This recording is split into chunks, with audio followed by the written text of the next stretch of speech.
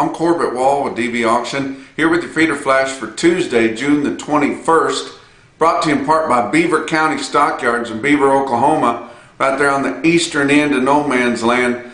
Is going to have a good sale on Tuesday here, about 15 loads of yearlings. Of course, they'll have his regular run of cows and a few light calves included in there too, but most of those yearlings will be off grass. They've had no rain in that country, so the pastures that they hope to graze them on most of the summer has not supported those cattle, so they're bringing them in, but they'd be hard yearlings and in a good condition for the buyers there. But also included, he's got one load of all natural steers, weigh about 9 1/4. So if you guys are interested in something like that, be sure to tune in on dvauction.com. Call them ahead before the sale and tell them you're interested in bidding online, and you can get that done. A 3-day weekend, we'll take it. I mean, anytime you're going to be closed on a Monday and we can start the trade without having to deal with the board, that's great. Grains didn't get any higher on Monday, so, and your cattle didn't go down any. In fact, on Friday, your cattle futures were up good. So, you know, we're off and kicking on another week and gaining ground in a lot of markets. Luckily, your actual Juneteenth holiday was on Sunday there. Now, we recognized it on Monday, but most people were celebrating it and doing all the Juneteenth activities on Sunday, which was also Father's Day, so they were free to partake in business without the board hanging over their head and having to worry about what it was doing. So we'll take all those 3-day weekends with the Monday board being closed as we can get. But what did we see on Monday? We saw your cattle futures, cash cattle sales, your sale barns continue to increase. We didn't see any fed cattle trade, of course. One thing we did see was a kind of a show list report that's you know, not necessarily public, but it gets shopped around plenty as soon as it comes out. But I don't know where they're getting these numbers. Look like a fake show list report. Just 4 days ago, they couldn't find any truly finished cattle to purchase. Your packers couldn't, especially in the northern plains and in the Midwest. And then just 3 or 4 days later, we've got these huge show lists that they showed are a whole lot bigger. But likely, we just everybody had heard the stories about the packers going in, driving into yards and asking about cattle that weren't even on the show list and weren't scheduled to be for quite a while. So guys are just putting the whole feedlot on the show list. You know, what the heck? You guys want some of these cattle that's only been on feed for 60 days? Sure, you can have them if you want them. But most of the time, we're still going to be really short of true market-ready cattle that will grade high percentage, choice and better, and we're in good shape here. We're pulling cattle ahead. Our show lists are not just current, they're green, especially in the upper Midwest, northern plains and places like that. But what else have we seen lately? Well, late last week we saw the House pass the Special Investigator Bill. That's kind of a sister bill to the Cattle Price Discovery and Transparency Act, but the Special Investigator Bill is the one that gives subpoena power to the Packers and Stockyards Administration as they're investing some of these collusion and unfair trade practices with the Packers, gouging and things like that. Well, you know, guess what? North American Meat Institute and the sister agency, National Corporate Beef Association, both were just very disappointed in this. They just hated to see it. None of their tricks worked. None of their coercion of trying to get the people to vote against that in the House worked. And they don't have the pull that they used to have, evidently. But you know, they still want fair trade practices and everything. They just don't want the PNS to have any subpoena power to investigate those, because we all know that there's some stuff going on. JBS has already you know, said that they were involved in price fixing and paid a huge penalty there. And we haven't heard the other 3 of the big 4 come in and say, you know, hey, we were a part of that and here's our penance. Yet we haven't seen that. But so the Special Investigator Bill did pass the House. I mean, not just the committee, but the whole House. So now we're just waiting for it to get marked up in the Senate. We think that it will get marked up in the Senate, I mean brought into the Ag Committee and voted on and approved. We think that will happen the same time that the Senate pulls up the Cattle Price Discovery and Transparency Act. Then we assume that it's going to pass, could happen this week or next. Then we're going to be looking back at the House to get them to pull that up. And it's probably going to depend on how well it performs in the Senate as to whether we get enough help to get it passed in the House. But we desperately need that. And if you guys have not contacted your House of Representative member or even your state senators too, if you haven't contacted them, we desperately need this. We've got it up to the goal line. We just need a big push, guys. And if you guys will help us do that, that's what makes the difference. Send an email in there. They have to read those. They have to record those. And a lot of those representatives will just look and see what feedback they've gotten from their constituents, and they will go whichever way there's more. So there's people in there pushed by those big trade organizations to be opposed to this bill. So we need to get in there and push to get for it. So we sure want to see that happen. But I want to wish a very, very happy birthday to one of my biggest Feeder Flash gang members, Miss Ellie Snyder from Iowa. This young lady, according to some, watches way too much Feeder Flash. She not only watches the current day, but she goes back and watches old Feeder Flash episodes. So, after my own heart. But I want to wish Ellie Snyder a happy birthday, and we're sure glad that she watches. Don't have any board to talk about on Monday, like I talked about. Let's talk about your weighted average on last week's negotiated fed cattle trade in your 5-area feeding region. 93,800 head negotiated. That's pretty good for your 5-area feeding region. We had well over 100,000 nationwide. So that's a big, big movement. I told you guys 1,000 times, when we get higher prices, we're negotiating more. When we're negotiating more, we're getting higher prices. And those things sure worked last week. That 93,800 in the 5-area feeding region compared to 74,300 last week, 67,600 the same week a year ago. Live sales of steers and heifers, complete roundup of last week, ranged from 136 to 150, $14 spread there, guys. We never see that, and it's completely bordered right there. Pretty much I-70. To me, that's the separation of northern plains and southern plains. And so everybody north of I-70 got the big market. If you're in the southern plains south of I-70, especially down here in the Texas Panhandle region, you're sucking hind tit for sure. But that 136 to 150 is $1 to $5 higher.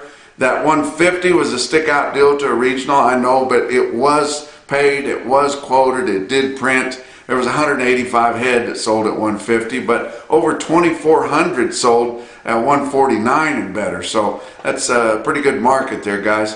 Weighted average on live steers, 143.67. That was $3.53 higher than your weighted average on live steers the previous week.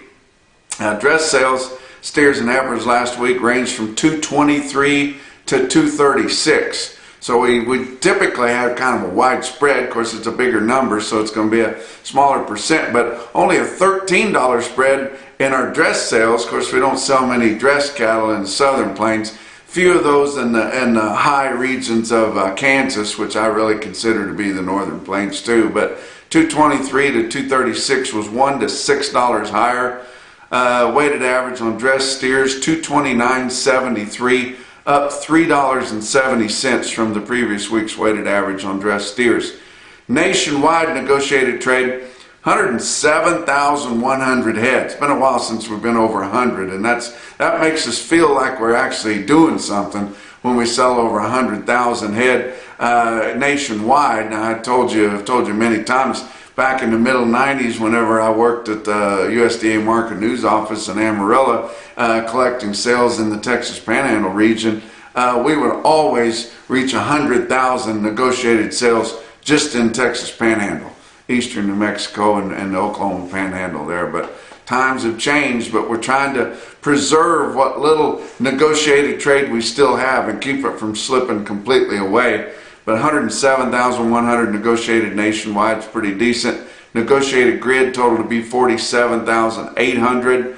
Forward contracts 15,400. And sweetheart formula deals 242,400 head. Of those 107,100 negotiated sales, 27% of those, or a little over 29,000, were for the 2 to 4 week delivery. And you can sure understand why they were doing that with the higher prices that were being paid and packers desperately wanting to get their hands on cattle. But likely those cattle will get pulled before the 2 to 4 week delivery. And we've been hearing that for the last several weeks. You know, they had, 3 weeks or 4 to pick those cattle up, and they call for them just a few days into the next week. Box beef cutout values were lower on Monday. Choice cuts up 24 cents. I guess it was mixed up 24 on the choice, $266.50. Selects down 14 at $246.39.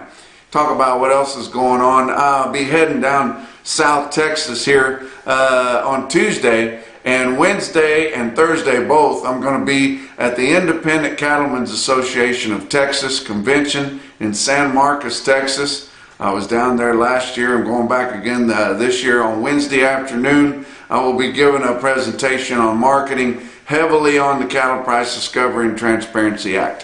If you guys are interested in coming to that, I talked to them at the ICA of Texas. They said perfectly welcome to come. You can register for the event, and you can become a member of Independent Cattlemen's Association of Texas on site, San Marcos, Texas. Go to their website and you can get all the details right there. But I'm going to be speaking on Wednesday afternoon, and then on Thursday afternoon I'm going to be a part of the U.S. Cattlemen's Association update, which that's going to include some word from Washington, D.C. on the Cattle Price Discovery and Transparency Act. And then later that night they've got a fundraiser auction. They've talked me into being the auctioneer for that. But good group of people right there. They want more than the status quo that they haven't thrown in with the big bullies. They are mostly a U.S. Cattlemen's Association affiliate there, but a lot of good guys there to visit with, and we invite any of you that want to come to San Marcos and be a part of that to come there, register, and we'd love for you to join and be a part of Independent Cattlemen's Association of Texas also. After that, on Friday, I'm going to be flying down to New Orleans, and I'm going to be speaking to Farm Bureau of Louisiana. I just love it when those state organizations, the grassroots, they go rogue on the nationwides that want to stay status quo and think they pulled everybody with just the stroke of a pen. But Farm Bureau of Louisiana, they want to hear more about the Cattle Price Discovery and Transparency Act. They want to hear more about the status of the cattle industry and the marketing in it. But we're doing that on Saturday morning down there in New Orleans, so looking forward to that. Talk about your feeder cattle markets. Your real-time index on DV auction late in the day on Monday sitting at 164.23, up $1.63. And you think and that's compared to the end of last week. You think, was it up that much on Monday? Well, likely not. The prices were higher on Monday, but most of that increase was due to the drop off of, it's a 7-day moving average. So now we've got the full week of higher prices in there, and didn't have any of the prices that were sucking it down from over 7 days ago. So now we're getting somewhere. We're almost 165 based on an 800-pound steer cash price up through your sales in the middle 12 states, and your CME cash feeder cattle index will be there soon. It just lags behind about a day and a half or two, and it's going to be a little extended because of the holiday on Monday here. But how about your big high volume sales on Monday? Oklahoma National Stockyards in Oklahoma City, 6,500 head. And contrary to popular belief, it's not because people were too busy celebrating Juneteenth. It was mostly because it's been hot and they're in the middle of harvest, the reason that they had lighter receipts in Oklahoma City. But only 6,500 head. but been really hot. But they do have harvest fully underway in the bottom half of Oklahoma there, especially over in the meat of it, where they've actually had some moisture to grow a crop. You get over on the western end and it hadn't been all that good. How about feeder steers selling steady to $2 higher than a week ago? Feeder heifers $2 to $4 higher. Steer calves mostly steady. Heifer calves $3 to $6 higher. But I got a big steer quote for you. Come out of National Livestock there. 64 head, 770-pound steers in Oklahoma City bring $177. Good quote there. Joplin Regional Stockyards, 5,600 head, and man, did they have a smoker. They were a little bit off the mark last week. The previous week before that, they'd had a big blowout sale, and then last week didn't gain quite as much ground as a lot of other sales in the area and all across the country. But man, did they have a smoker on Monday. $6 to $12 higher. Feeder steers and heifers, they're both on 5,600 head. Look at this picture of this big long string that come through Joplin there. The good cattle, you think of high volume sales, they're just going to bring commodity price. No, when you bring them the goods and you bring them in big swaths like that, they have the buying power there. Don't worry about that. 225 head of these good black steers here weighed 940 pounds. 225 head of them, guys, in one whack. Bring 164 and a quarter. How do you like that? How about a couple of other individual quotes around the circuit? Bluegrass Stockyards, Lexington, Kentucky. Big steers. You don't think they have any big steers out in Kentucky? 55 head, weighed 970 at $150, and you got to put some wheels under them wherever they're going to go. But the best quote that I saw anywhere on Monday, a new record for this rally on 8-weight steers, and your National Beef Wire top quote for the day come out of Elgin Livestock Sales in Elgin, Nebraska. That's on the eastern side, guys, not the Sand Hills, but in eastern Nebraska. The Baum family runs that. Ted Baum officiating over the sale there. 69 head, 815-pound steers bring $185.50. That's your feeder flash for Tuesday.